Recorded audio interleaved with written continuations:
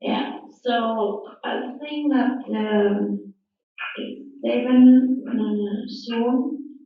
So maybe we just, do we need to wait for anyone else or should we start? I think this would be an excellent time to start. Yeah. So, would you like to go first, Ken? No, I think you just start, Michaela, according to the schedule. Well, good evening to all of you in Vietnam, and good morning to those of you who are tuning in the U.S. It's my absolute pleasure to introduce the December 2020 Hanoi Boston webinar. We are thrilled to hear that there are 13 online hospital sites joining us from Vietnam today. And from the looks of it, we have at least 4 separate logins here in the U.S. in the Boston area. The topic for today is anaphylaxis and obstetric anesthesia. Clearly a very critical situation that we'll all benefit from discussing today. Who we have today as speakers is Dr. Thanh Nguyen from Vietnam, and the discussion will be perioperative anaphylaxis. And our second speaker for today is Dr. David Hepner from here at Brigham and Women's Hospital, and he's going to be discussing anaphylaxis in the clinical setting of obstetric anesthesia. What we'll aim to do is hear 2 15 or 20-minute presentations from our speakers, and we'll have plenty of time at the end for questions. And as always, we hope to have more communication between this webinar and the next one for extra questions. Without further ado, I'm thrilled to introduce Dr. Thanh Nguyen. Thank you. Hi, everybody. My name is Thanh Nguyen. I'm an anesthesiologist in the OB/GYN Hanoi Hospital, and today I'm very glad to introduce this topic, perioperative anaphylaxis. It includes 4 parts. The first is epidemiology, the second is causal agent, and diagnosis, and the last is treatment. Epidemiology. The incidence of perioperative anaphylaxis is estimated between 1 in 10,000 and 2 in 20,000 procedures. Over the last decade, the combined allergic and non-allergic anaphylaxis rate with an anesthetic were estimated to be 1 in 11,000 in Western Australia and 1 in 10,000 in the UK. Mortality rate is from 5 to 7%. See the causal agent. The most allergen responsible for anaphylaxis during anesthesia are NMDA, 40 to 60% cases, followed by latex, 20%, antibiotics, 30%, opioid, colloid, 2 to 3%, and hypnotic 1%. Among the NMDA, succinylcholine is the most frequently incriminated. The next is diagnosis. Diagnosis based on the clinical presentation in conjunction with mast cell chip state concentration and the result of skin testing. This is the table of severity scale of anaphylactic shock according to the Ring and Mesmer classification. Grade 1 reaction involve mucocutaneous site only. Grade 2 reaction correspond to mucocutaneous associated with mixed cardiovascular and or respiratory signs. Grade 3 reaction is cardiovascular collapse, and grade 4 reaction present with circulatory arrest. Third, Grade 2 and 3 grade 3 and 4 reactions are typically being referred to as anaphylactic. Anaphylactic during anesthesia increase the diagnostic difficult because of the absence of some clinical signs and the impossibility to detect exciting signs if surgical dressing covers the patient. Major signs of anaphylactic shock, arterial hypotension, tachycardia can have many other causes during anesthesia and surgery. Too early recognition of anaphylactic shock is the concomitant occurrence of skin, cardiovascular, and respiratory signs minutes after infusion of a substance common to provoke anaphylactic shock. The presence of arterial hypotension and very low concentration of entire CO2 below 20 millimeter mercury. And the next diagnosis is histamine and chest stain measurement. Histamine concentration are measured within 30 minutes after anaphylactic onset, up to 1 to 2 hours after. Chest stain recommended 30 to 120 minutes after onset of symptoms. Chest stain half-life about 120 minutes. The last diagnosis is skin test. Skin test should be performed as separated by the clinical history, all drugs and substances like chlorhexidine. Skin test performed at least 4 to 6 weeks after an anaphylactic reaction to avoid full therapy results. The next is treatment. General measure. Withdrawal of the culprit drug is known. Temporary discontinuation or lightening of the depth of anesthesia may have resuscitation efforts. Use of the change length position or less raising maneuver depending on the clinical setting. And call for help early. Therapeutic measure. Liberal infusion of IV fluid. Adrenaline IV cited to effect and support of the airway with 100% oxygen. This is a table of treatment of per-operative anaphylactic. The note is using epinephrine, IV fluid, and other agents. Epinephrine should not be injected during grade 1 reaction. Small-sided bolus may sometimes be necessary during grade 2 reaction.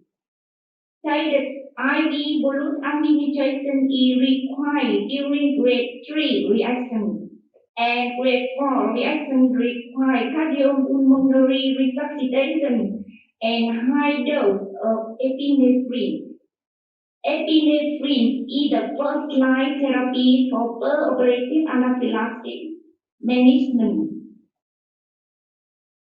Fluid therapy. Large volume of IV fluid should be infused immediately to recognition of anaphylactic. Initiated with either crystalloid or colloid solution is essential. And a volume of up to 20 milliliters per kilogram, repeated and needed for up to 30 milliliters per kilogram. And additional therapy, treatment with inhaled beta-2 agonist is recommended for the isolated bronchospasm. Epinephrine remains the first-line therapy when cardiovascular collapse and bronchospasm occur together. Glucocorticoid therapy is considered a secondary treatment to decrease airway inflammation. And F1 and or F2 receptor antagonists may be administered as the second line of treatment, but never before epinephrine. Thermometric and rocuronium-related anaphylaxis. Microdonal and Colette were the first to suggest that thermometric should be administered as a therapeutic maneuver. In a second case series, thermometric did not modify the cause of anaphylaxis. Furthermore, may independently trigger IgE-mediated allergy. In refractory anaphylactic hypotension, we can use vasopressin or glucagon to be considered. Glucagon is recommended in patients regularly taking beta blocker medication, as evidence supporting the use of glucagon is a very limited quality. This recommendation needs to re-evaluated. And this is a table of management steps for the treatment of unimmediate hypersensitivity reaction during pregnancy. The thing to note in this table is a plan for a cesarean delivery is necessary when the diagnosis of anaphylaxis has been made, and it may lead to cardiac arrest. Cesarean delivery should be initiated within 4 minutes of the arrest if the resuscitation has not been successful, with the goal of delivering the fetus within 5 minutes of the arrest. See the Takotsubo syndrome, TTS. TTS is characterized by an acute reversible left ventricular systolic dysfunction, sharing common features with acute coronary syndrome. Adrenaline-induced TTS is characterized by the rapid onset of the symptoms before facial function of TTS localization. The dose of adrenaline used more than 1 milligram is one of the most important risk factors. And to sum up, per-operative anaphylaxis is usually IgE mediated and is primarily linked to antibiotic and anemia. The clinical phenotype may vary, and the diagnosis can be missed when the onset is very rapid. Management is guided by the clinical presentation. The cornerstone of treatment are adrenaline and IV fluid. Key state concentration and skin testing are useful to retrospectively establish the etiology of the reaction. Thank you for your listening. Thank you so much, Dr. VI冶N. You touched upon some excellent points about triggers, diagnosis, and management. An excellent presentation. We'll save the questions to the end. And next, it's my pleasure to introduce Dr. David Hepner. Hi, good morning. Oh, let me see. Let me share. It says host disabled participant screen sharing. We can work on that, David. In the meantime, thank you very much. Great presentation. VI冶N, thank you for organizing this. I know that me actually still host disabled. I know Brian and Michaela, thank you for getting this going a year ago. Hopefully it will be better next year. And thank you to Vina and Bushra for keeping me in track. Even when I was double booked last week, I do apologize. Let me see if I could. Oh, now I can. So let me go here. Let me start. Sorry about this, let's get to the beginning here. So good evening and good morning here in the United States. Hopefully there's some light at the end of the tunnel in this COVID-19 pandemic, and hopefully a trip that some of my colleagues were going to make in April will get realized next year. But I know Dan did a great job covering perioperative anaphylaxis. I probably would cover a little bit also of perioperative and then move towards the obstetric setting. So we recognize the clinical presentation. It's done a great job. Common causes, also concentrating in pregnancy and prompt treatment, which should be very similar in pregnancy. I just have here a few definitions from the Europeans, the World Allergy, the American Academy of Asthma, Allergy, and Immunology, just to bring up the issue that they all share the same pattern, life-threatening, unexpected, generalized. Also, I want to bring up the issue of anaphylactic, which you don't hear as much now. You hear more the non-allergic anaphylaxis, meaning that it's non-IG mediated, it's complement mediated, could happen right at the beginning, but you get the same release of mediators and it may mimic anaphylaxis. And one of the questions could be like the red man syndrome with vancomycin. And here, Dan quoted some of these numbers, about 1 in 10 to 20,000. It's probably higher. These are probably like the really severe cases, as you will see from a study from the Cleveland Clinic. It's a little bit higher than that, because we may be missing some of their signs, delayed, underdiagnosed, and only recognize it when it's very severe. So this was a great article now, 5 years old now. They were reviewing electronic records, clinical adjudication, reviewed by anesthesiologists, and hypersensitivity, they thought it was about 1 in 677, but that included a lot of the grade 1 and 2, which we really do not call anaphylaxis.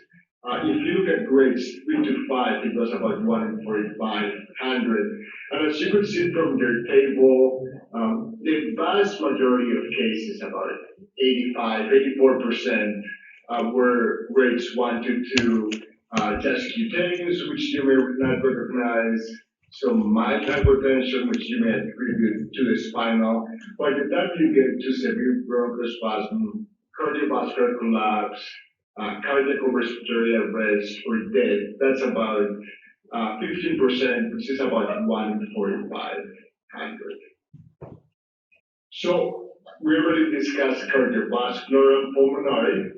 Usually you get the IgE binding to the mast cells and the basophils, so no reaction at the very beginning, unlike the complement mediated of the non-allergic anaphylaxis. Then when you get the exposure, you get the antigen cross-linking the IgE receptors, and then you get the release of the mediators from the mast cells and the basophils. And that starts the signal transduction cascade with the release in intracellular calcium, which leads to the vasodilatation, bronchoconstriction, edema, and in very severe cases, it may trigger the coagulation cascade and lead to disseminated intravascular coagulation. So more murder during pregnancy does not happen as often. As one of the studies from about a decade ago quoted about 3 per 100,000 delivers. Could be because we don't get that much exposure to the neuromuscular blocking agents, which is the #1 cause of anaphylaxis. And it's mainly due to antibiotics, mainly the beta-lactams, and as you will see later on, latex is also a major culprit. No data on neonatal outcomes or treatment from that series from MURIA, from the Annals of Allergy, Asthma, and Clinical Immunology.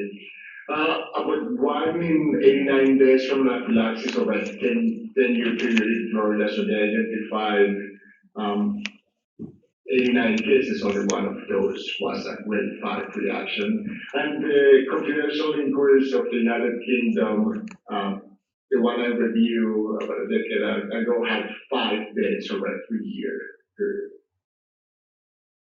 So we already discussed that it's antibiotic, it's latex, so usually more vaginal examinations during the last trimester, giving penicillin for group B strep, giving cefazolin for the strain section, so that's when you get more of the more severe cases. And if not treated, they could lead to maternal and neonatal permanent damage. And in a lot of the cases that you have neonatal damage, it's just that you had poor resuscitation. I'm going to be discussing that, and I know Dan discuss it later on. The fact that she's pregnant does not mean that we should not use epinephrine. Epinephrine is the treatment of choice for anaphylaxis. So not homogeneous, that's the reason it may be difficult to identify. It depends on what was the agent, how was it given, obviously intravenous. It's more likely to lead to a reaction and how fast was it given. Did you give it very fast, this episode, or just very slowly? And it also depends, Dan alluded to this, usually if they have respiratory disease, asthma is going to be more likely a pulmonary presentation, cardiovascular the same way. And usually beta blockers and ACE inhibitors, they actually interfere more with the treatment than, but also the presentation, they mask some of the presentation. So if you have the pulmonary, the major complications is upper airway occlusion, and you could also get some severe bronchospasm either if you were intubated or even if you were not intubated. With both cases, you could get very severe. But more likely in patients with previous pulmonary presentations, they have pulmonary disease. As far as cardiovascular, it's the most common presentation, probably about 60-70% of cases. Hypotension, it's more just that the hypotension you get with the strain section, that you just do the neosynephrine drip.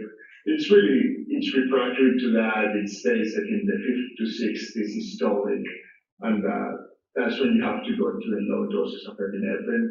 And it's important to point out that in about 10% of cases you get bradycardia with hypotension, and in those cases you probably should give a lot of fluid. Because it's a compensatory mechanism that allows the ventricles to slowly contract, and then fluid is a treatment of choice in those cases if you get bradycardia. But the cardiovascular collapse may be the initial presentation. So what happens during pregnancy? We have the cable compression. So even if you have left uterine displacement, the hypotension may be more severe. Also during the 3rd trimester. And the report from Muya et al. Only had cutaneous presentations about a quarter of the cases. So that if you have them, yes, suspect anaphylaxis, but if you don't have them, you cannot rule out anaphylaxis. So how do we diagnose it? First is the clinical, so the signs and symptoms. How severe were they? Usually, what was the timing between the introduction? Should be within the first half an hour and the onset of the symptoms. And did they respond to the fluids? Did they respond to the epinephrine? That gives you an idea of the severity. So clinical, that's what we discussed. That's number 1. The biological, which how does small changes in pregnancy, especially with the histamine. I know Dan alluded to that. And always, the assessment should always be linked to a careful and complete review of the clinical history, and then you get what's the pathophysiological mechanism, is it IG-mediated, what were the agents, and what are we going to do for future anesthetics. So initially it's the history and physical, hypotension, bronchospasm, maybe difficult under anesthesia, but not in the cases that are more severe, and we're relying mainly on a retrospective diagnosis.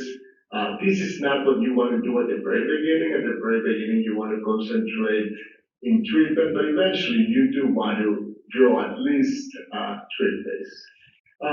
The issue with histamine, it has a very, very fast metabolism. They have like about 10, 20 minutes, by about an hour to hour and a half, it's gone, and it also gets metabolized by the placenta, so I would not concentrate on histamine with pregnancy. Tryptase, absolutely. It may not be elevated until about an hour, but usually elevated for at least 3 to 4 hours, and in severe cases could be even 12 to 24 hours. Could be elevated with the non-allergic anaphylaxis, but it's more common with the immediate reactions. At the beginning, if you have severe hypotension, it may take some time before it gets elevated. Natural rubber latex, which it used to be the number 2 cause in the general population. It's sort of antibiotics took over, especially now that we're using less latex products, but at least in pregnancy, it's still the second cause of the incidence of intraoperative or perioperative anaphylaxis.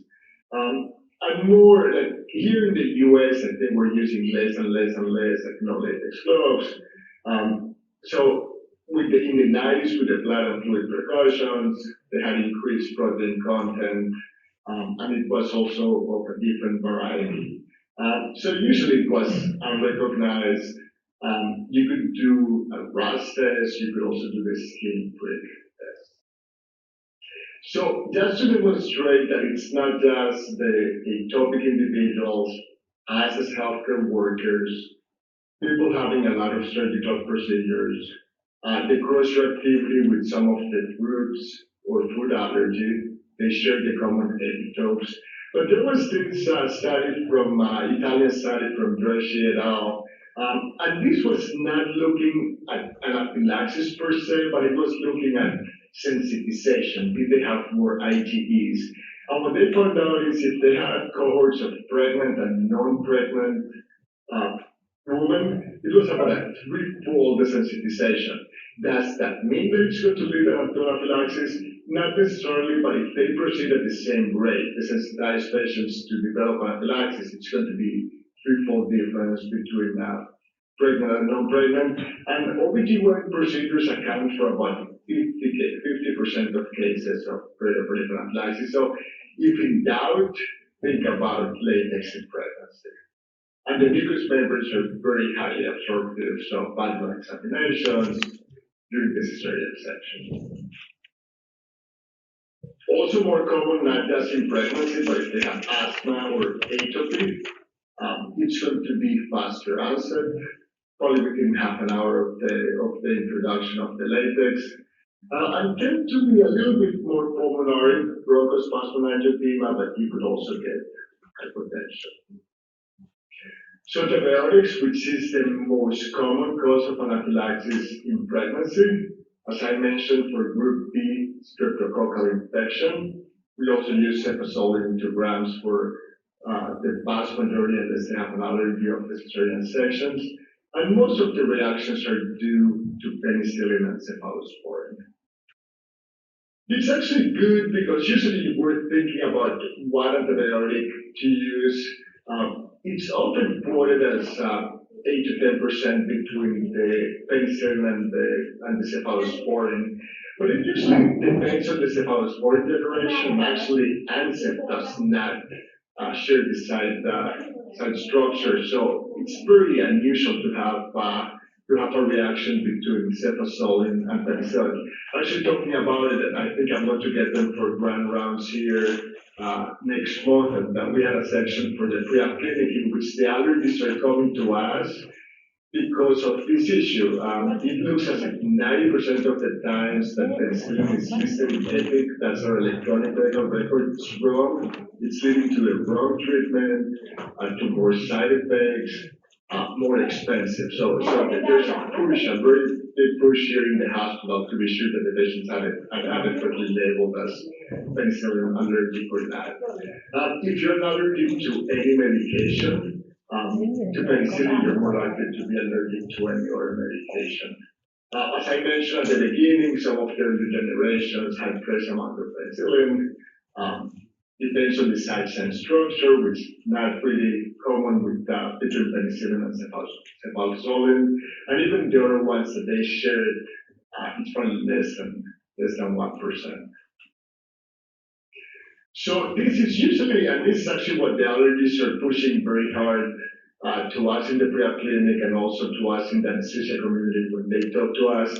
Get a good history, because most of the times they were told by a family member, could be that they said they were a kid, it happened the day after. So usually when you get an allergy reaction, I usually ask people not only ask what are they allergic to, but what symptoms did you have, how severe, what was the reaction, related to the timing, were they taking our medications. And this article, which is about 2 decades old, but my allergy colleagues were showing me also more recent data that shows that over 95% of the time, it's not a true allergy to penicillin.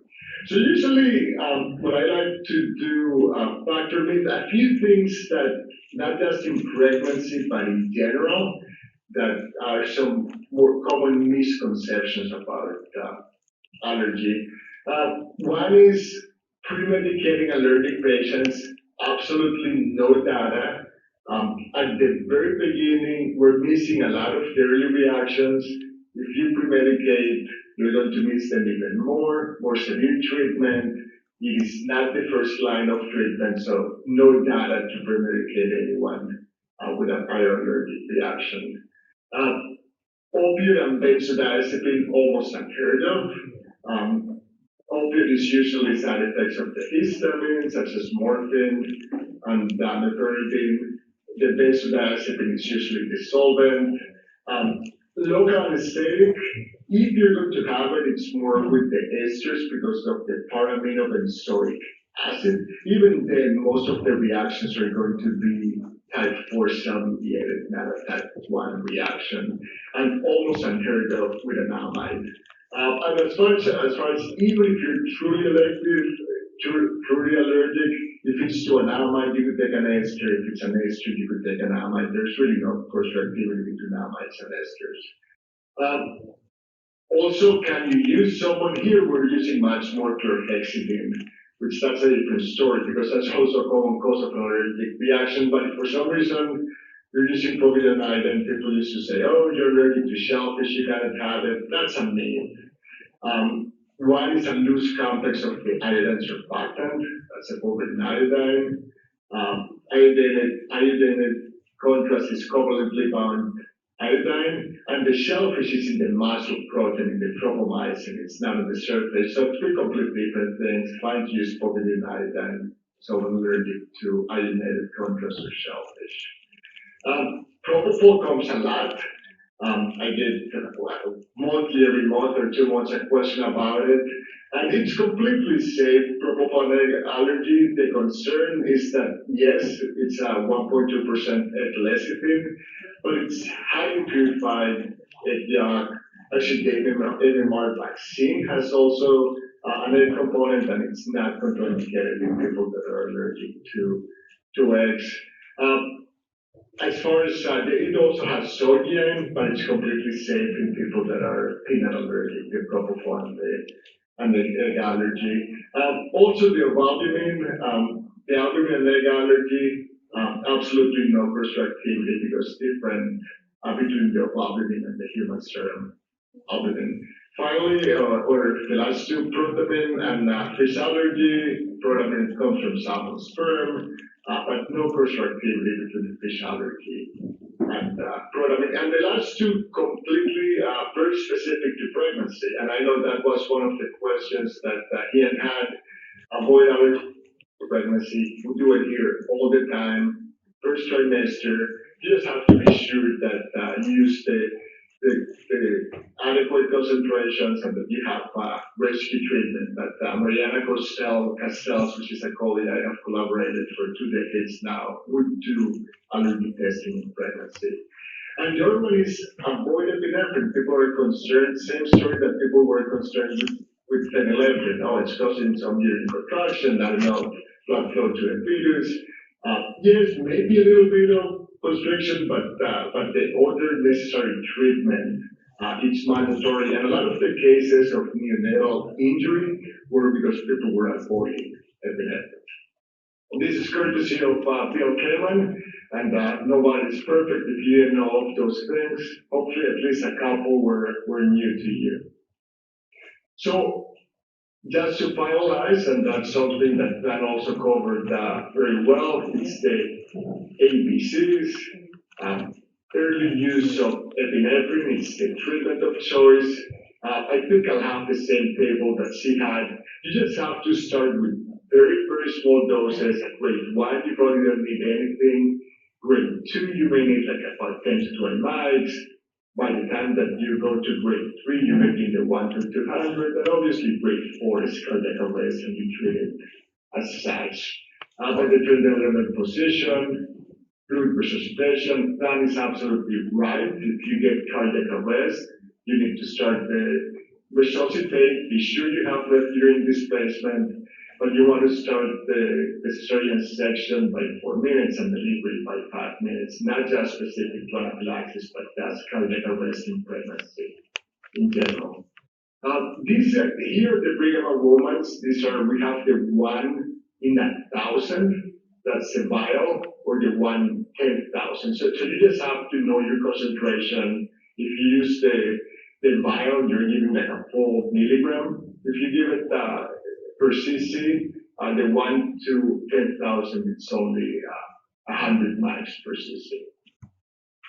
So why epinephrine? Not only it has the alpha properties that phenylephrine has, but it also has the beta, and it's going to do the bronchial smooth muscle constrict relaxation. It also interrupts the effect of preform mediators, prevents further mediator release, so it has everything that is necessary for the treatment of anaphylaxis. Anyone with signs of systemic allergic reaction, severe hypotension, airway swelling, any issue breathing, but you're going to start with much smaller doses, especially for grades 2 and even for grade 3. This is the same which I got from the article that I published with Mariana and some European colleagues, Morton, Fabre, and Pascal, which has done a lot of work in anaphylaxis. So like I said, 1, you don't need anything. 2, that's when you have very dilute doses. That's when you need to know that's the reason you need to know ahead of time what's the concentration of your epinephrine, so you're not sort of thinking about it of how to dilute it. Obviously, with a grade 3 cc, you use the 1 to 10,000 that you just give a cc at a time. With grade 2, you do have to dilute it. So, left urine displacement, vascular loading, especially with the bradycardia, 100% oxygen. We do not use it for the routine sections, but if you're having anaphylaxis, it's mandatory. Monitor the fetal heart rate, because you may want to start the C-section before 4 minutes. So how's the baby doing? But at least at the latest 4 minutes delivered by 5. And usually the fetal outcome is going to correlate to how well you resuscitated the mom. So in summary, it is a very rare event that has significant morbidity and mortality. It's going to be delayed under anesthesia. Cardiovascular is more common. It's worsened in pregnancy because of the arteriocerebral compression.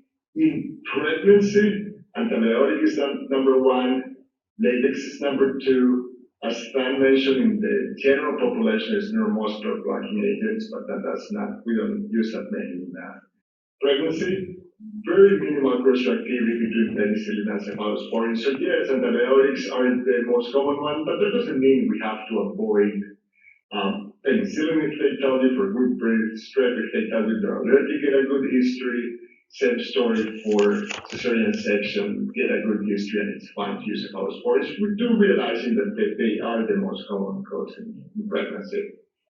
Comorbidity factors, it's not that they're more likely to lead to anaphylaxis, but the presentation depends on the comorbidity factors. The treatment may affect the comorbidity factors, such as cardiac disease, asthma, or you're taking beta blockers.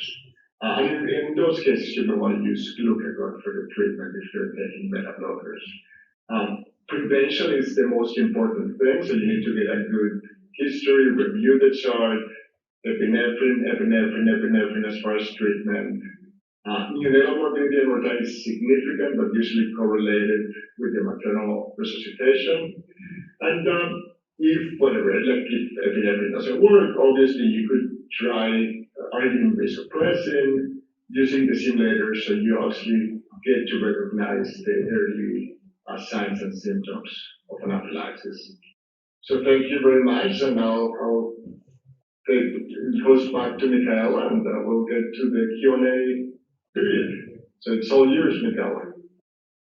Terrific. Perfect timing, David. Thank you so much to both Drs. Hepner and Nan for these excellent talks. Ken has sent us questions in advance. So what I'll do is go right to question 1, and we'll let Drs. Hepner and Nan weigh in, and then anyone else who'd like to, about the skin test. Which technique do you use, subcutaneous or patch testing? So there is, and the good news is I know the allergist very well, so some of these questions I consulted with my colleague, Maria Casals, but since there's no data, there's no role for patch testing. I should be asking skin prick and then move to intradermal, but no role for patch testing for testing for any of the anesthetics or antibiotics or anything like that. And that is the first question about the skin test, and the second question is, what is the blood list for testing if the pregnant woman have the allergy history? Don't tell me, I'll be glad to take all of this, but tell me if you want to discuss. But usually it depends on what medications they were exposed to. Obviously, knowing that antibiotics are a common cause, you want to be sure you include antibiotics, and latex, because it's also a common cause, and then it depends on what did they receive, what was it. Usually what we do here is we review the anesthetic record. You gave, like, let's say, local anesthetic, you gave the antibiotic. What exactly did you give within the half an hour of the presentation? And those are data that you end up testing for. Yeah, it's still pretty clear for us because we have the pre-anesthetic examination at the 36th week of gestation or maybe earlier. And in some case, we found out that the woman have the allergy history, and it's worked very good with the testing. Returning to the third question, so the different diagnosis of red man syndrome and anaphylactic vancomycin, is there any problems if the patient was treated with the anaphylactic diagnosis while she had the red man syndrome? And if there is any disadvantage, how can we fix it? Yeah. So, true allergic reaction to vancomycin is very, very, very unusual. It's usually the red man syndrome, which is related to the rate of diffusion. If you're having it, probably the best thing to do is to slow it down. If it's a mild reaction, if it's a more severe reaction, what you could do is also add some of the antihistamines. Obviously, if you have any signs of airway edema, angioedema, that's suggestive of anaphylaxis, and you have to treat it as such. And like the concern, if you use, like, let's say, if you think it was anaphylaxis and you use very small doses of epinephrine, it's fine. Obviously, if you use very high doses, like more than 100, 200, you may get some generalized vasoconstriction. In those cases, it may be more dangerous, but always if you start with small, number one is ideally that slow diffusion, and that if that doesn't help, give antihistamines.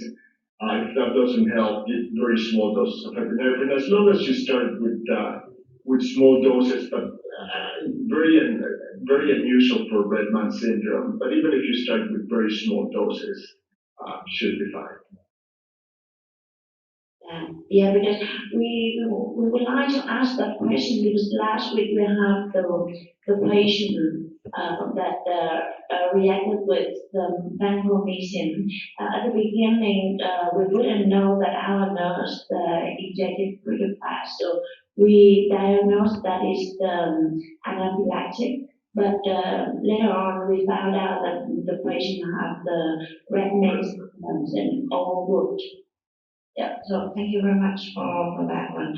And the fourth question is, how is the safety first intact with the pregnant woman? In your presentation, you already mentioned about that, but we still ask this question because I don't know if Bill or Glenn or Mikaela or Gina remember that, but Chung and Cường and I remember we attended in one of the presentations at Seoul. 2019, and there's a presentation mentioned that if the pregnant woman allergy to beta-lactam, we use macro and no need to test to avoid the risk. So can you just explain more in detail?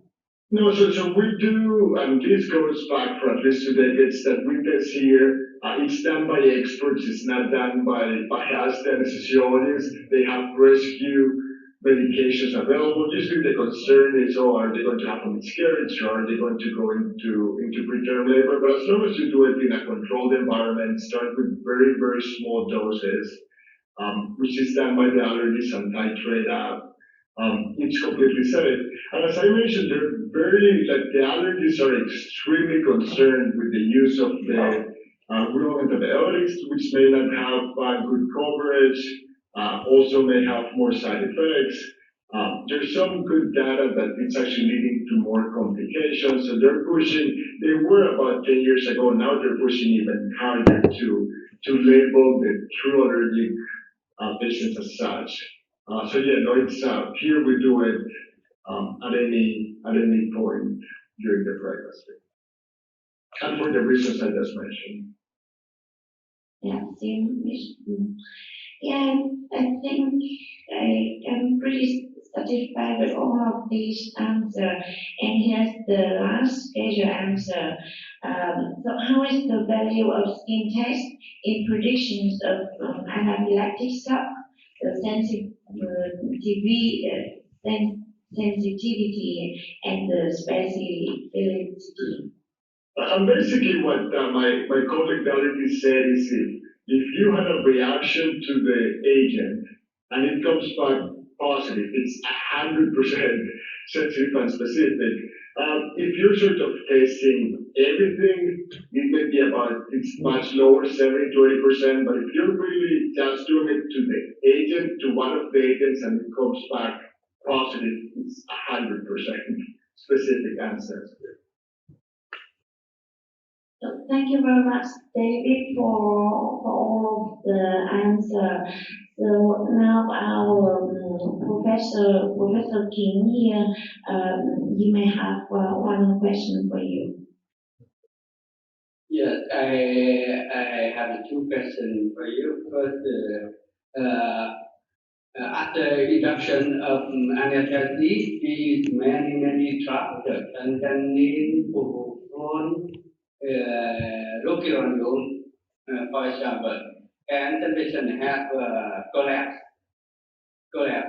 How can we distinguish the overdose or something like that with the anaphylactic shock in the patient, in the high-risk patient?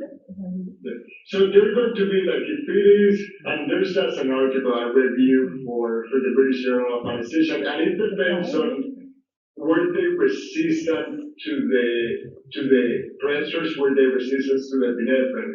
There's most of the cases that it's just an overdose of anesthetic or a high dose. You give neosynephrine, you give ephedrine, that doesn't help, you give a small dose of epinephrine, but it's just refractory to all of those agents, and you end up really going to very high doses of epinephrine.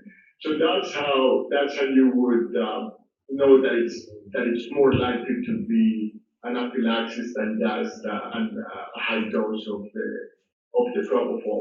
Obviously, if you use rocuronium, as far as neuromuscular blocking drugs, rocuronium is the most common cause of anaphylaxis. So I would, like, if you use rocuronium, it's refractory to treatment, I would highly, like, rocuronium for sure is one of the drugs that you want to test before the next anesthetic. Yeah, and the second question, accidental dental clinics, when accidental inject local anesthetic, the patient feels discomfort, confusion, and sometimes single, and many dentists diagnose anaphylactic shock instead of local anesthetic toxicity. And if anything happens, if the treatment, this symptom is the wrong way, for example, local anesthetic toxicity, but he treat anaphylactic shock. So in that case, it's very, very concerning because, as you all know, the treatment of choice for local anesthetic system toxicity is intralipid. So yes, if it was a mild one, whatever, the epinephrine may not hurt, but if you really gave a very high dose overdose, doesn't matter how much epinephrine you use, you do need to use intralipid. So that's more the wrong drug. In that case, I would be much more concerned than what you were talking earlier of the treating the Braidman syndrome as anaphylaxis. That one is fine. In this case, you better realize fast that you gave local anesthetic because you need to use intralipid. And the treatment for anaphylaxis won't do it. Yeah, it's wonderful, David. I think we have a lot of review and knowledge today. And today we also have Professor Sander here, and he also share an article of him in the past. So Sander, we also would like to hear something from you. It's great to listen to this, and I'm just delighted that this is going on. I sent Ian a paper that we published in Circulation way back in 1979 or 80, where we found an anaphylactic reaction happen in the operating room in a patient that we were studying for something else. So we had blood samples from before. We had cardiac output, we had A-line, CDP. So since this happened, we measured all the hormones at 2 minutes, 5 minutes, in every half an hour. And we had a whole hemodynamic and hormonal profile of an anaphylactic reaction. So it was very interesting because I've had about 5 or 6 cases of anaphylaxis in my career. And here it was very clear the histamine levels went up to 40,000 picograms. And the epinephrine went up, but norepinephrine went up. And we also measured the plasma renin activity. So the angiotensin levels went up. And this patient became hypotensive, but the cardiac output went up to almost 13 liters. So so it was very interesting to see how the body mounts a response to this intense vasodilation that occurred. And so that gave me a sort of impression that if you are not able to mount a response, either due to disease or due to medications like beta blockers, ARBs, or now that we talked about, I think that all those were covered, the clinical picture would be different. And the second thing we realized is that the fluid resuscitation, we assume that what we put in stays intravascularly. In an anaphylactic reaction, the permeability changes. So this patient had an ongoing requirement for 2 days, and she was bloated so much. So that is another thing to consider, because sometimes people say, should we proceed with an operation? Of course, checklist is different. Yeah. But something to keep in mind that there is a bowel edema, there's all kinds of other problems that occur along with this. And David, I'm delighted that you're working with an allergist, because every time I've had a problem and I work with an allergist, what we came to understand is that allergists know fantastic amounts of knowledge about anaphylaxis, but they rarely have ever seen one. They always are called after the fact. We see anaphylaxis, but our knowledge about the real issues are much, much less than they do. So if you work together, it's absolutely fantastic. And another thing that you had mentioned is that I also work on the simulation quite a bit. Simulation would be a fantastic location to put different combinations of things to train people how to react and how to recognize. And one of the questions asked from Hanoi is about the hypotension after induction. So that's another thing that can be addressed in the simulation. So thanks very much. And this is, I'm just delighted to see this happen.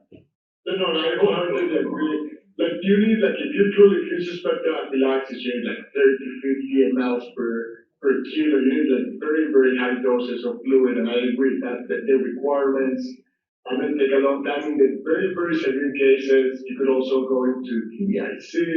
So I wholeheartedly agree. Simulator is a way to, especially when you have seen it 4 or 5 times. And interestingly, some of the questions when I send the email to my colleague, I could probably figure out most, but there were some things that were really specific. And I told her the reason, and she said the number one point before I answer anything is be sure they work with the allergists in Vietnam. Some of these things they should not be doing on their own. And I said, absolutely. And I think I wrote that to Ian at the beginning of the email. I encouraged to do some work with the allergists. And by the way, I do like your Pan must challenge the jacket. Oh, thank you. So did you write it? 10 years.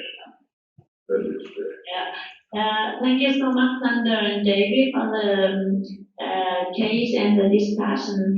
And I think we have the last question from Professor William Kaplan. So go ahead, Bill. Yes. Good morning, everybody. Question is related to Sugamidex. And 2 parts to the question. First, to my colleagues in Vietnam, do you have Sugamidex available? And question to Dr. Hepner, I guess, or Dr. Sunder, is this recently became available in the United States, but had been available for many years before that in Europe. And one of the limiting factors in approval in the United States was the association with allergic reactions. So could you give us a comment on the update with regard to the status of allergic reactions with Sugamidex? Thank you. No, it's real. And that's the reason the FDA here, they slowed it for about a decade. Yeah, no, I understand it's real, but how common really is it? It's probably like, I would say, it may be close to 1%. Like a lot of the times we may not realize it, you may just get mild hypotension, but it is, there are many reviews that demonstrate that it's not 0.1%. I would say 1% seems to be a reasonable number. Is it available in Vietnam? Yes, Sugamidex has been available in Vietnam for 5 years already.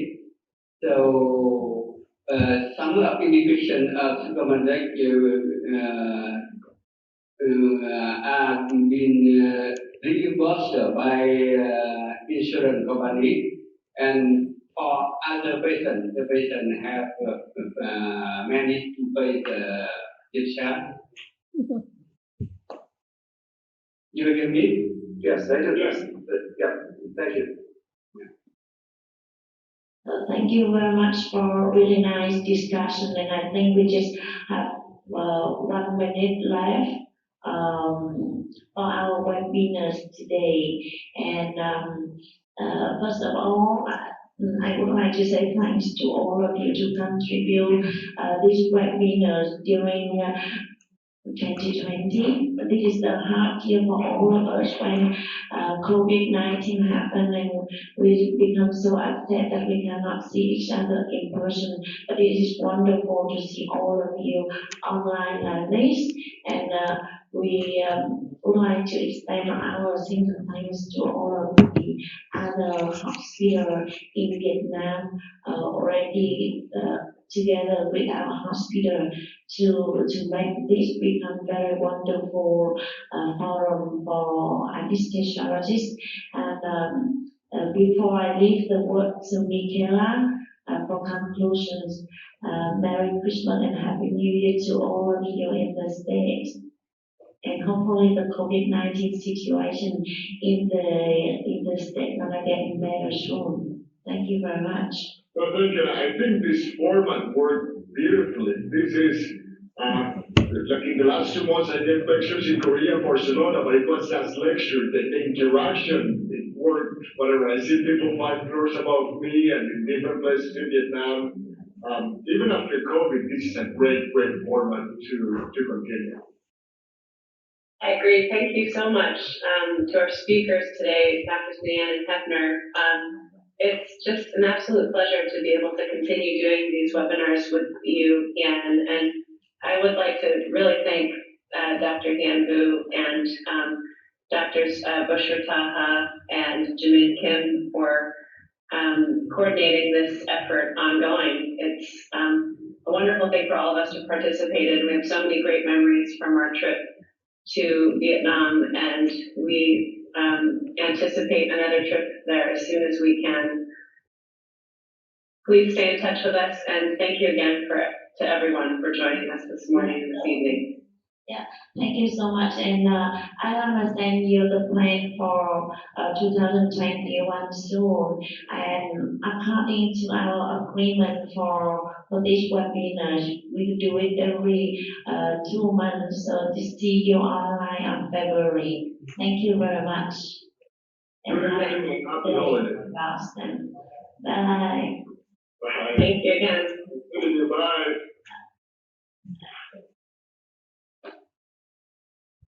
Bây giờ thì sẽ đến phần là thảo luận bằng tiếng Việt của các đầu tại Việt Nam ạ. Sau khi các đầu tại Mỹ đã phát ra rồi thì xin trân trọng giới thiệu với tất cả các đầu ngày hôm nay thì cái hội thảo online của chúng ta là hội thảo cuối cùng trong năm 2020 về chủ đề là sống phản vệ. Chủ đề này thì ngày hôm nay thì chúng ta có 13 các cái điểm cầu trên toàn đất nước, bao gồm các bệnh viện và các trường đại học y. Trong đấy thì có 2 cái điểm cầu mới, đó là bệnh viện gia đình Đà Nẵng tại Đà Nẵng và bệnh viện Tâm Anh chi nhánh thành phố Hồ Chí Minh. Và dự tại điểm cầu bệnh viện Quốc gia Hà Nội ngày hôm nay thì về phía hội gây mê hồi sức Việt Nam thì có phó giáo sư tiến sĩ bác sĩ Nguyễn Quốc Kính là phó chủ tịch hội gây mê, và thầy cũng là người hỗ trợ về mặt chuyên môn cho bệnh viện Phụ sản Hà Nội. Về phía bệnh viện Phụ sản Hà Nội thì có tiến sĩ bác sĩ Nguyễn Thị Thanh là phó giám đốc của bệnh viện ngày hôm nay, và cùng đoàn của toàn thể các anh chị lãnh đạo của khoa gây mê và hồi sức tích cực chống độc giảm đau và phục vụ tự nguyện của bệnh viện Phụ sản Hà Nội. Trước tiên thì bác sĩ Thanh sẽ báo cáo tóm tắt lại về cái phần báo cáo của bác sĩ Thanh về phẫu thuật phản vệ trong phẫu thuật, và sau đấy thì bác sĩ Trung, trưởng khoa hồi sức tích cực chống độc giảm đau của bệnh viện Phụ sản Hà Nội sẽ báo cáo tóm tắt lại phần báo cáo của thầy David Hepner, và bác sĩ Hiền thì cũng xin giới thiệu lại một chút về phía bệnh viện Brigham và trường đại học y Harvard. Ngày hôm nay thì chúng ta cũng có sự có mặt của những bác sĩ gây mê lão làng nhất của đại học y Harvard về gây mê nói chung cũng như là gây mê trong sản khoa. Đấy là giáo sư David Hepner là giáo sư về đêm mê hồi sức và chuyên viết về phần sốc phản vệ. Có giáo sư Sander là của bệnh viện Massachusetts General Hospital và của học viện MIT và của trường đại y Harvard. Thầy rất là giỏi và viết những cái trường hợp sốc phản vệ đầu tiên từ những năm 1970 mấy và những cái ca đặc biệt về sốc phản vệ. Và có giáo sư William Kaplan là chuyên về đêm mê hồi sức sản khoa. Ngoài ra có sư Bệnh và Nicola Fave là những người mà có chịu trách nhiệm về trao các học bổng ở trường đại học Harvard về đêm mê hồi sức. Và sau đây thì xin mời bác sĩ Thanh và có phần tóm tắt về bài báo cáo của bác sĩ Thanh. Xin chào các quý vị, xin chào các quý bác sĩ.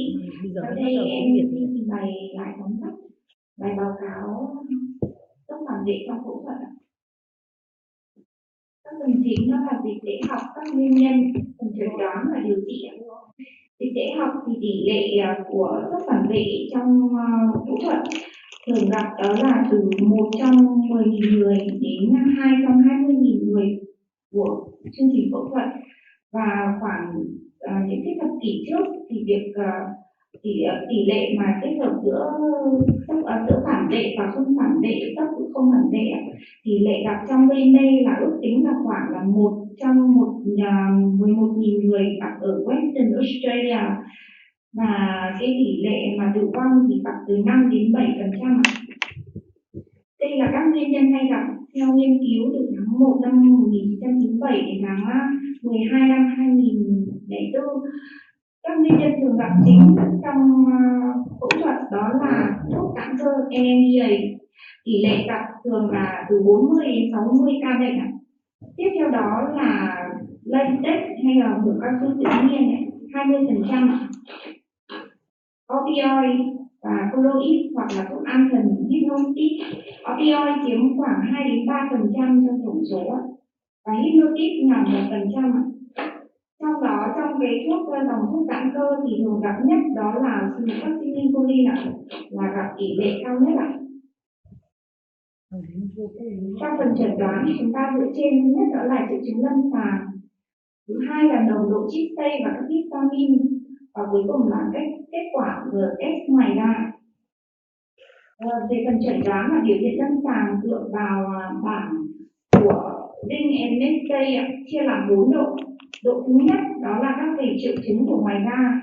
Độ thứ hai là phản ứng của độ thứ hai là triệu chứng của ngoài da có liên quan đến một phần mức trung bình nhẹ của các triệu chứng ở lâm sàng của tim mạch và hô hấp. Đối với phản ứng của độ 3 đó là các triệu chứng của tề tim mạch, và độ 4 là nặng và trầm trọng hơn đó là có thể ngừng tuần hoàn.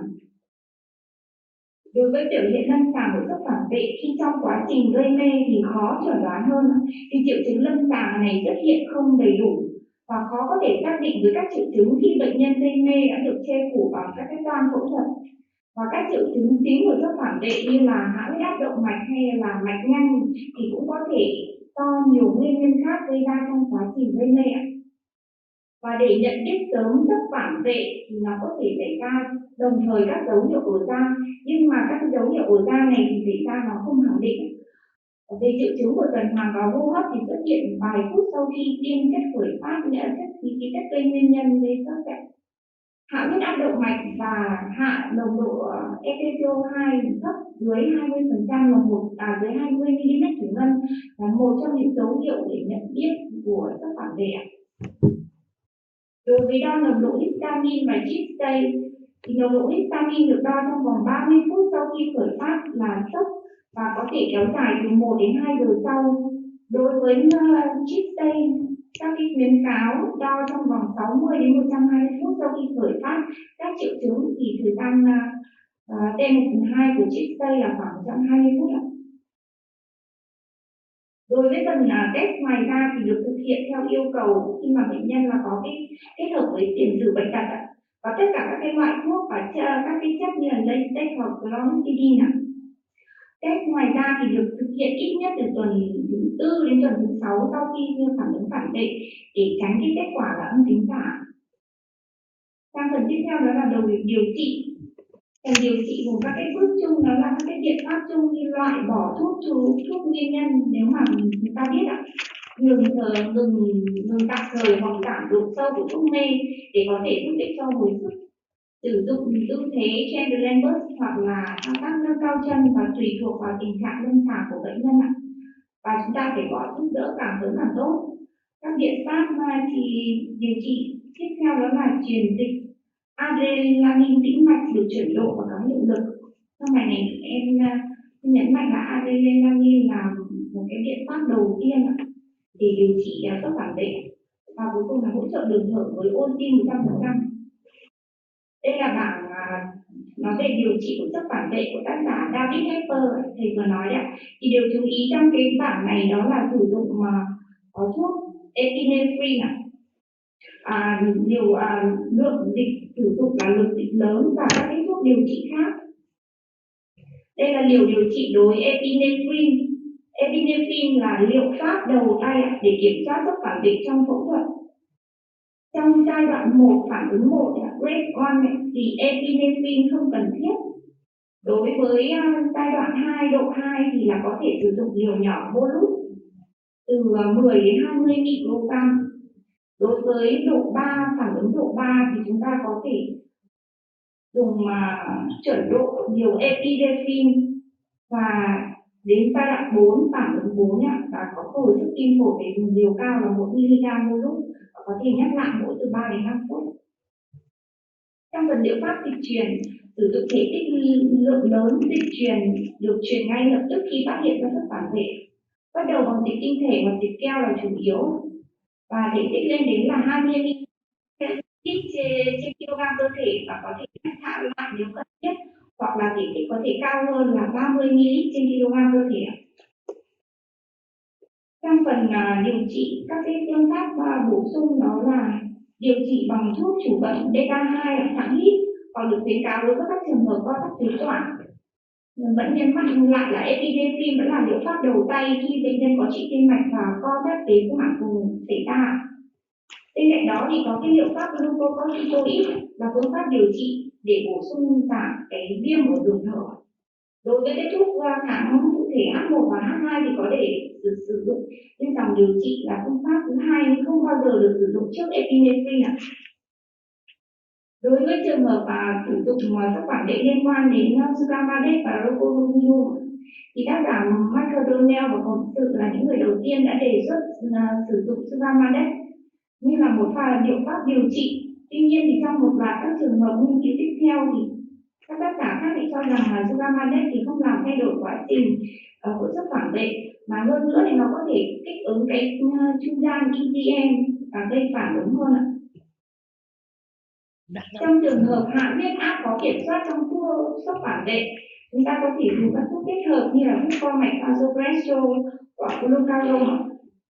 Đối với glucagon thì thường được khuyến cáo ở bệnh nhân sử dụng thuốc chẹn beta thường xuyên ạ, và có những bằng chứng ủng hộ việc sử dụng glucagon là có chất lượng mà hạn chế, và khuyến cáo này thì cần được đánh giá lại. Đây là cái bảng điều trị, các bước điều trị và kiểm soát sốc phản vệ đối với bệnh nhân mang thai của thầy David Hepner. Trong cái này chúng ta cần lưu ý, ngoài các cái bước chung của cấp cứu thì chúng ta lưu ý là cần phải có kế hoạch để mổ lấy thai ngay cần thiết khi chúng ta chẩn đoán ra là sốc phản vệ, và nó cũng có nguy cơ dẫn đến là ngừng tim. Mổ lấy thai nên được thực hiện sớm trong vòng 4 phút của ngừng tim, và nếu hồi sức không thành công với mục tiêu là lấy thai ra trong vòng 5 phút. Trên đây là cái hội chứng Takotsubo được đặt tên theo tác giả người Nhật. Hội chứng này được đặc trưng bởi rối loạn chức năng tâm thu thất trái cấp tính có thể hồi phục, và có các cái đặc điểm chung đối với hội chứng mạch vành. Nguyên nhân chủ yếu là do sử dụng adrenaline liều cao trên 1 mg là một trong những yếu tố nguy cơ quan trọng nhất. Đến phần tổng kết đó là sốc phản vệ trong phẫu thuật thì thường biểu hiện qua trung gian là ICE và chủ yếu liên quan đến kháng sinh và thuốc giãn cơ. Các biểu hiện lâm sàng có thể khác nhau và chẩn đoán có thể bị bỏ sót khi mà các triệu chứng nó khởi phát rất là nhanh. và chúng ta xử trí dựa trên là những cái biểu hiện phản ứng lâm sàng. Và mục tiêu của điều trị đó là nền tảng của điều trị đó là sử dụng adrenaline và truyền dịch khối lượng lớn.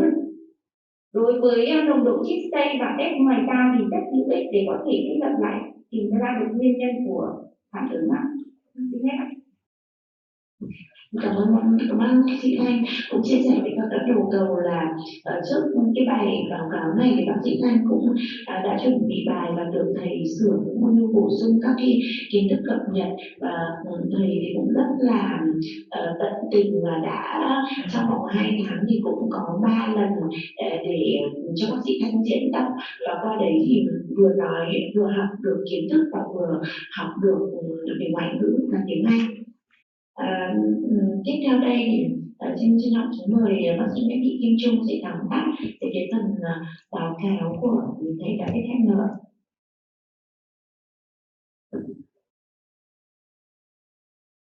Vâng, để bổ sung cho cái bài báo cáo của bác sĩ Thanh thì bác sĩ của thầy David Hepner đã có bổ sung thêm một số thứ.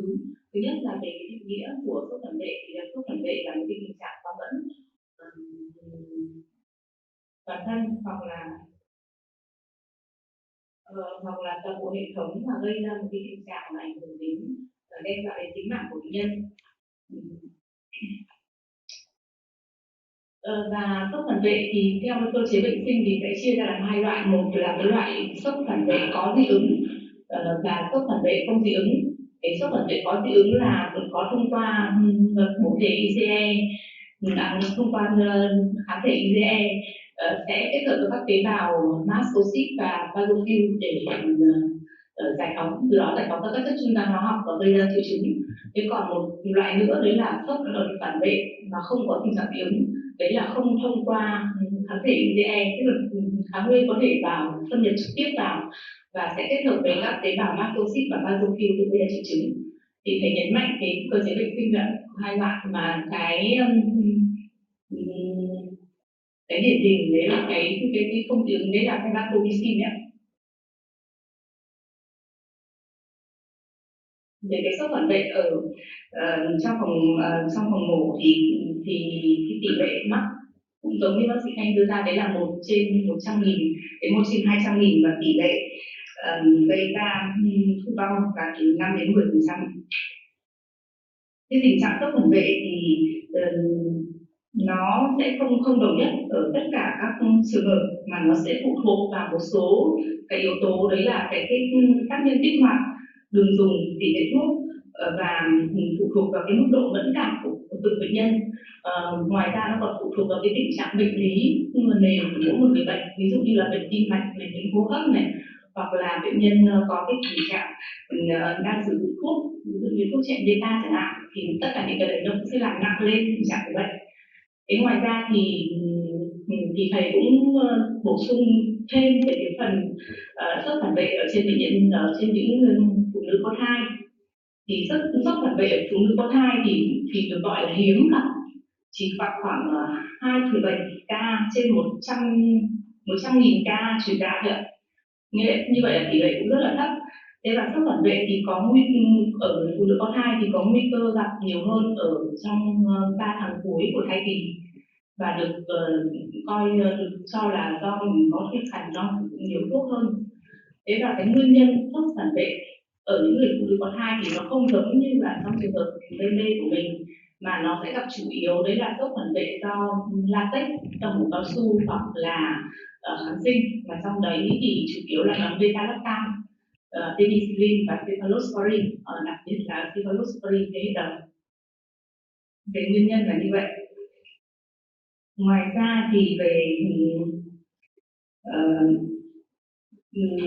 cái triệu chứng thì ở những người phụ nữ có thai thì cái triệu chứng sốc phản vệ sẽ thường là nặng lên, bởi vì là người ta có do thai sẽ có cái hội chứng chèn ép vào tĩnh mạch chủ dưới và làm cho cái tình trạng tụt huyết áp nó nặng nề hơn và làm cho bệnh cảnh sẽ nặng hơn. Và đặc biệt nữa là ở người phụ nữ có thai thì cái triệu chứng lâm sàng chủ yếu là tụt huyết áp, chứ còn cái triệu chứng ở trên da thì chỉ gặp có 1/4 các trường hợp thôi, nó cũng khá là đặc biệt. Và ở đây thì thầy cũng khuyến cáo là không nên làm test da ở những người phụ nữ có thai. Về cái điều trị cho thuốc phản vệ ở phụ nữ có thai thì phải lưu ý một số cái đầu tay thì vẫn phải là sử dụng adrenaline. Thứ hai là cái tư thế của người bệnh rất quan trọng, đấy là bắt buộc các bạn phải đẩy tử cung tăng lên nghiêng trái và cho bệnh nhân nằm nghiêng trái 27 đến 30 độ. Sau đấy thì làm những cái liệu pháp tiếp theo như là truyền dịch này, oxy 100% này thì cũng tương tự. Thì ngoài ra thì nữa là cái chỉ định lấy thai. Nếu mà bệnh nhân có thai trên 23 tuần thì bắt đầu chúng ta phải theo dõi tim thai để đánh giá cái ảnh hưởng của cái tình trạng sốc lên em bé. Nếu mà bệnh nhân mà có chỉ định lấy thai đủ tháng hoặc là gần đủ tháng mà có thể lấy thai được thì sẽ cố gắng lấy thai trong vòng 4 phút nếu bệnh nhân có ngừng tim. Thì đấy là cái chỉ định khuyến cáo là như vậy. Ngoài ra thì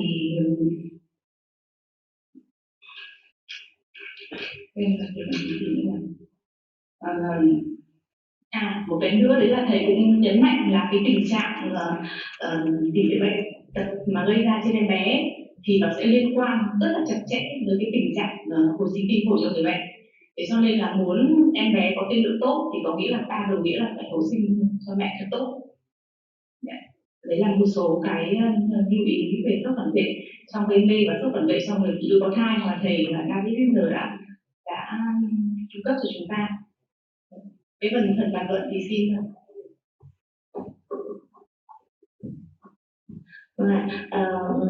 Vừa xong thì bác sĩ Trung cũng đã tóm tắt qua cái phần báo cáo của thầy David. Thế thì về phần câu hỏi thì mình có 5 câu hỏi chuẩn bị sẵn. Sau đó thì có 2 câu hỏi từ thầy Kính, một câu hỏi từ giáo sư William Kaufman và một cái chia sẻ tâm trạng từ giáo sư Sander. Thế thì 5 cái câu hỏi sẵn.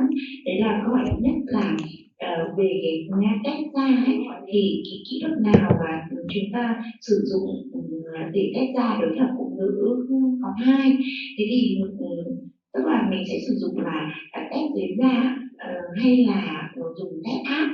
Thế thì thầy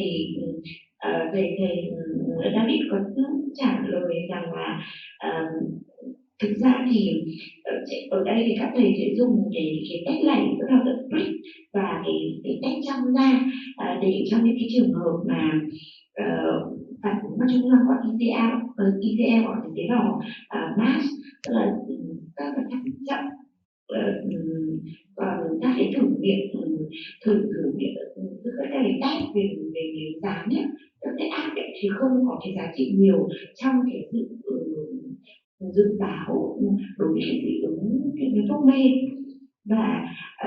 Và tùy vào từng cái loại thuốc mà người ta sẽ có cái thử trong da với cái liều lượng khác nhau. Ví dụ như là phantanin thì có liều lượng khác, và thiopentane hoặc cyclinicolin thì các cái bác sĩ dị ứng thì sẽ pha với các nồng độ khác nhau. Về chi tiết thì ban tổ chức sẽ gửi lại cho các bác sĩ cái câu trả lời của thầy để các bác sĩ sẽ có chi tiết hơn. Câu hỏi thứ hai, tức là cái danh sách mà các cái thuốc mà sẽ phải thử cho cái người phụ nữ có thai mà trong trường hợp mà có cái phản ứng dị ứng là gì. Thế thì thầy có trả lời rằng là cái danh sách này thì phụ thuộc rất nhiều vào cái tiền sử tiếp xúc của người bệnh, và ở trong y văn thì có nói là các cái chất gây dị ứng phổ biến nhất là các cái kháng sinh nhóm beta-lactam, sau đấy thì là dị ứng với cả latex. Thì với tất cả các cái trường hợp thì mình cũng phải đến thăm khám cũng như là hỏi bệnh kỹ về cái tiền sử bệnh để xác định xem là cái yếu tố đó là cái loại gì, và sau đấy thì mình sẽ có cái danh sách thuốc để mà test. Thì thông thường những cái trường hợp này thì mình nên ở nhiều bên Mỹ thì người ta phải hội trần với các bác sĩ chuyên khoa dị ứng để họ sẽ cho cái lời khuyên để xem là cái nào cần thiết phải test và cái nào không. Thì phần này thì cũng sẽ gửi chi tiết cho các bác sĩ ạ. Và thầy có nói rằng là nói chung ấy thì đối với cả những cái người mà đã có tiền sử mà bị dị ứng thuốc rồi thì nếu như mà các cái triệu chứng mà xảy ra trong vòng 30 phút đầu của nếu mà xảy ra trong gây mê thì thủ phạm chính mà gây dị ứng thì chủ yếu là các cái thuốc gây chèn thần kinh cơ, thuốc kháng sinh hoặc là thuốc ngủ. Còn nếu mà các triệu chứng mà bắt đầu chậm sau 30 phút gây mê thì các nguyên nhân có thể bao gồm là chlorhexidine hoặc là latex cao su hoặc là một số các cái sản phẩm của máu nếu mà có chuyển máu hoặc là sugammadex. Đấy là câu hỏi thứ hai. Ba là cái chẩn đoán phân biệt giữa cái hội chứng người đỏ tức là cái red man syndrome và cái dị ứng phản vệ hoặc sốc phản vệ khi mà tiêm thuốc vancomycin. Và nếu mà có vấn đề gì không, nếu mà bệnh nhân được chẩn đoán nhầm là sốc phản vệ nhưng mà thực ra là bệnh nhân chỉ có cái hội chứng red man syndrome thôi. Thế thì thầy cũng có nói là chủ yếu các cái phản ứng dị ứng mà xảy ra đối với cả vancomycin thì là cái hội chứng người đỏ, hội chứng red man syndrome. Chính vì thế nên là đối với cả vancomycin là chúng ta không tiến hành tiêm vancomycin mà tiến hành là truyền và truyền trong vòng 45 phút cho đến 60 phút để giảm cái phản ứng của cơ thể để gây ra cái hội chứng red man syndrome. Chính vì thế mà khi mà người ta sản xuất cái thuốc vancomycin đã cố gắng là tinh khiết cái thuốc này nhất có thể rồi nhưng mà thấy vẫn xảy ra cái hội chứng red man syndrome này. Và cái điều này xảy ra là do cái giải phóng histamine từ cái tế bào ái toan ái kiềm tức là basophil với cả tế bào mast. Và cái hội chứng red man syndrome này biểu hiện nặng hay là nhẹ nó phụ thuộc rất là nhiều vào cái liều lượng và cái tốc độ tiêm nếu mà tiêm. Bởi vì là sốc phản vệ mà khi mà dùng vancomycin là rất là hiếm, bởi vì nếu mà muốn xảy ra sốc phản vệ với cả vancomycin thì bệnh nhân phải có phơi nhiễm trước đấy rồi, tức là phải có nhắc đi nhắc lại cái sử dụng cái thuốc đấy rồi thì mới có thể xảy ra phản vệ vancomycin được. Để tóm lại là nếu mà có cái triệu chứng bất thường xảy ra khi tiêm vancomycin thì nên nghĩ đến cái hội chứng người đỏ hơn là hội chứng phản vệ. Câu hỏi thứ tư đấy là cái độ an toàn về cái test phản ứng da trên phụ nữ có thai thì như thế nào? Chúng tôi hỏi cái câu này là bởi vì là năm 2019 khi mà tham dự cái đại hội sản phụ khoa và chu sinh quốc tế sốt thì đoàn bệnh viện Hà Nội có bác sĩ Cường, bác sĩ Trung và bác sĩ Hiền dự thì có một cái bài báo cáo người ta nói rằng là nếu như mà sản phụ bị dị ứng với cả beta lactam thì không cần phải đi thử test gì cả mà chuyển ngay sang dùng macrolide. Thì thầy có trả lời rằng cái chỗ này thì em cũng không nghe rõ lắm nhưng mà thầy cũng có nói rằng thực ra thì cái test da ấy, thì nó rất là an toàn ở cái 3 tháng đầu của phụ nữ có thai. Thế nên là nếu như mà phụ nữ mà có thai thì mà có tiền sử dị ứng thì nên cho test luôn vào 3 cái tháng đầu đấy. Và câu cuối cùng đấy là cái giá trị của cái test da như thế nào trong cái việc là tiên lượng cái sốc xảy ra, độ nhạy và độ đặc hiện thì như thế nào. Thì thầy bảo câu này thì cũng khó trả lời bởi vì là nó cũng khác nhau tùy vào cái mức độ ấy. Thì chỗ này thì em cũng không nghe rõ lắm thì không biết là chị Trung và các anh các chị của thầy thì có bổ sung thêm cái phần này không ạ? Thì đấy là phần 5 câu hỏi. Sau đây thì em cũng xin thầy giải thích luôn cho mọi người về hai cái câu hỏi như vậy và cái câu trả lời của các chuyên gia. Câu thứ nhất là cái lúc khởi mê mình bệnh nhân tụt huyết áp lúc khởi mê, mình tiêm rất nhiều thuốc phantanin rồi fluocon rồi ropionium, sau đó nó tụt huyết áp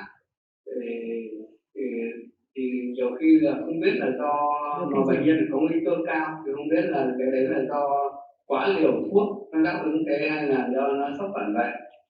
Thì ông bảo cũng nhiều trường hợp nó cũng xảy ra như thế và lúc đấy cũng rất khó phân biệt được là cái gì. Thế nhưng mà nếu mà có sốc phản vệ thì thông thường nó có thể kèm theo những cái dấu hiệu kèm theo nữa như chảy nổi ban hay là co thắt phế quản, nhưng mà đôi khi nó cũng không có đâu. Nhưng mà nếu không có nó sẽ xảy ra như thế và mình xem lại cái liều thuốc và tốc độ tiêm xem nó có nhiều có nhanh không. Còn xử trí thì vẫn là đồng thấp rồi về truyền dịch và dùng một vài lần cái thuốc mà vẫn để nâng mạnh như ephedrine, nếu mà không đáp ứng thì nhanh chóng adrenaline luôn. Đấy. Thế còn câu hỏi thứ hai là ở các phòng khám nha khoa, nha sĩ tiêm cái thuốc PT sau đó bệnh nhân có biểu hiện như khó chịu, ngất rồi cái tụt huyết áp hay thậm chí co giật thì hầu hết là người ta chẩn đoán là sốc phản vệ, ít khi là chẩn đoán là ngộ độc thuốc tê lắm.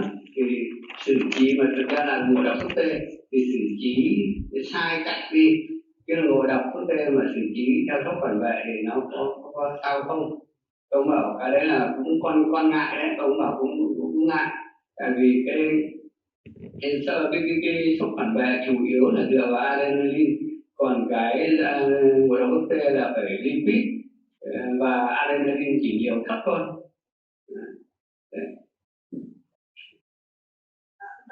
Bác sĩ em quên mất được xin bổ sung cái phần câu hỏi bạn nãy mà liên quan đến vancomycin nhá. Thì nếu mà có lỡ chẩn đoán là sốc phản vệ ở mà thực ra là bệnh nhân có hội chứng Hepner syndrome ấy, thì thầy có nói rằng là nếu như mà cái lúc mà mình xử trí mà chỉ với cái liều thấp thôi thì nó cũng không có vấn đề gì cả. Thế trong cái trường hợp mà nếu mà mình chẩn đoán sai mà điều trị lại dồn dập quá thì lại ra cái hội chứng Tatsumoki ban nãy là do dùng cái adrenaline nhiều liều cao quá và sẽ gây co thắt mạch vành. Thì cái phần đó là như thế. Thế còn đấy là cái hai câu hỏi của thầy Kính. Có một cái chia sẻ của thầy Sander về một cái ca lâm sàng mà đã được công bố từ năm 1978, chính là trường hợp của thầy Sander. Thì cái trường hợp này thì đã công bố, và khi mà cái bài công bố thì cho ra được là đối với cả những cái bệnh nhân mà có sốc phản vệ thì phát hiện ra là có cái mức mà histamine rất là cao, bởi vì là trước đây thì mọi người không đo được cái nồng độ histamine trong máu của cái bệnh nhân sốc phản vệ. Thế thì cái trường hợp đấy nó xảy ra ở vô tình rồi, vì hầu hết các trường hợp sốc phản vệ thì là mình không tiên lượng được và mình không có cái dấu hiệu nào dự báo trước. Thế thì có một cái bệnh nhân ở trong một cái đề tài nghiên cứu về hạ huyết áp có chú ý có kiểm soát của thầy Sander làm.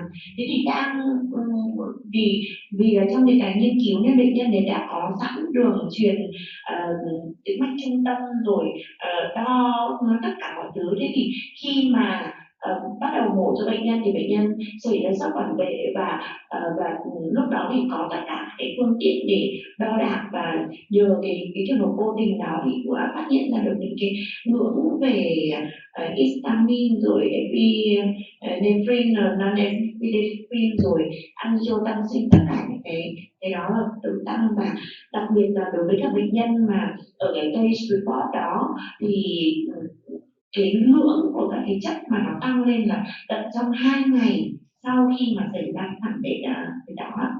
Còn cái câu hỏi của thầy Trâm thì có 2 câu hỏi. Một câu hỏi là ở Việt Nam có Sugammadex không? Thì thầy Kính cũng đã trả lời là ở Việt Nam có Sugammadex năm nay rồi, và cái tiền chi trả là cao quá, được chỉ định thì có bảo hiểm chi trả. Và Vâng. Thế còn không biết là cái câu thứ hai thì các thầy thảo luận với nhau nói veo veo nhanh quá em cũng không nghe rõ thì không biết thầy có cái chắc câu thứ hai là các thầy thảo luận với nhau ạ. Thế thì nhân cái dịp này thì bởi vì có 5 câu hỏi của các đầu cầu gửi đến thì không có các chuyên gia ở đây thì cũng xin thầy Kính và các y bác sĩ ở đây cũng có cái giải thích cho các đầu cầu. Thì cái câu thứ nhất là câu thứ nhất của Bệnh viện Gia đình Đà Nẵng, tức là trong trường hợp của sốc phản vệ do Rocorrium thì ngoài xử lý phản vệ theo phác đồ thì có dùng Sudamadex để hóa giải hay không ạ? Thì cái này thầy cũng giải thích kỹ hơn cho các anh chị ở đồng vùng Đà Nẵng.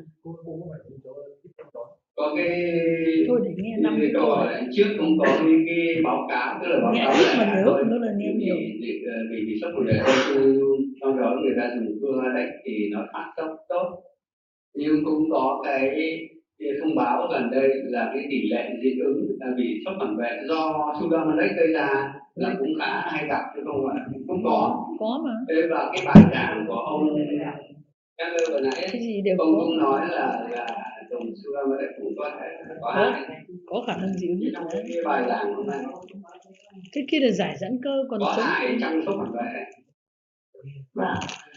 Không biết là Bệnh viện Gia đình Đà Nẵng thì có cần phải hỏi thêm gì về cái câu hỏi thứ nhất của Bệnh viện Gia đình Đà Nẵng không ạ? Tức là theo như giáo sư Kính thì mình cứ làm theo phác đồ, thế còn nếu mà dùng Sudamadex thì có thể là bệnh nhân lại có nguy cơ có thể dị ứng cả Sudamadex đấy.